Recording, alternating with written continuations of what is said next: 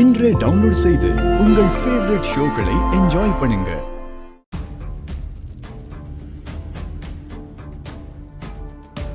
கடைசில என்ன ஆச்சுன்னு பாத்தியா? நான் சொன்ன மாதிரி ரேவதிக்கு நான் பார்த்த மாப்பிள்ள தான் மோதிரம் போட்டாரு. பரவாயில்லையே, காரியத்துல தோத்து போனாலும் ஸ்மைல் பண்றியே. மேலோட்டமா பார்த்து எதையும் நம்பிராதீங்க. என்ன சொல்ற?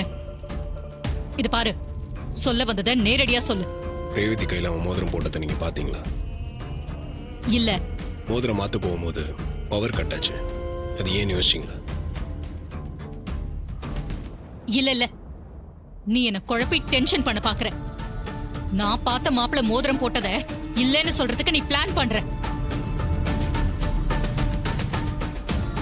இது என்ன மோதிரம் தெரியுதா? இந்த மோதிரம் உன்னோட கையில எப்படி வந்துச்சு?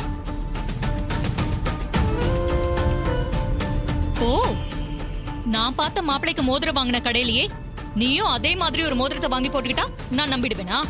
உங்க டைமிங் எல்லாம் அடிச்சுக்கவே முடியாது அத்தை. ரேவதி மோதிரத்தை என் கையில தான் போட்டாங்க. ரேவதி உனக்கு மோதிரம் போட்டாளா? இருக்காது. நீ சொல்றது பொய்ன்னு எனக்கு தெரியும். இரு, நான் மாப்பிள்ளை கிட்ட போய் கேட்டுட்டு வரேன். மாப்பிள்ள, மாப்பிள்ள, இங்க வாங்க. சொல்லுங்க அத்தை. மாப்பிள்ள, உங்க நிச்சய மோதிரத்தை காட்டுங்க. என்ன மாப்பிள்ள தயங்குறீங்க? நிச்சய மோதிரத்தை காட்டுங்க. ஐயோ, என்ன கண்டுபிடிச்சிட்டாங்களா?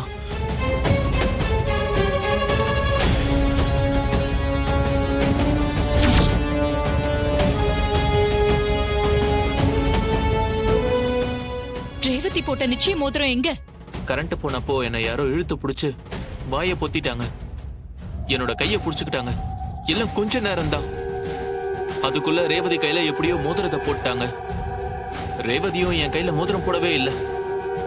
இது அப்பவே சொல்லிருக்கலாம்ல மாப்பிள்ள.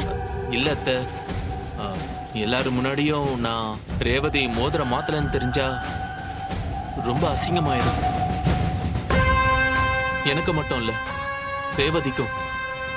பர்டிகுலரா உங்களுக்கும் அது அவமானம் இல்லையா? அதனாலதான் யாரும் தப்பா எடுத்துக்க கூடாதுன்னு நான் அமைதியாவே இருந்துட்டேன்.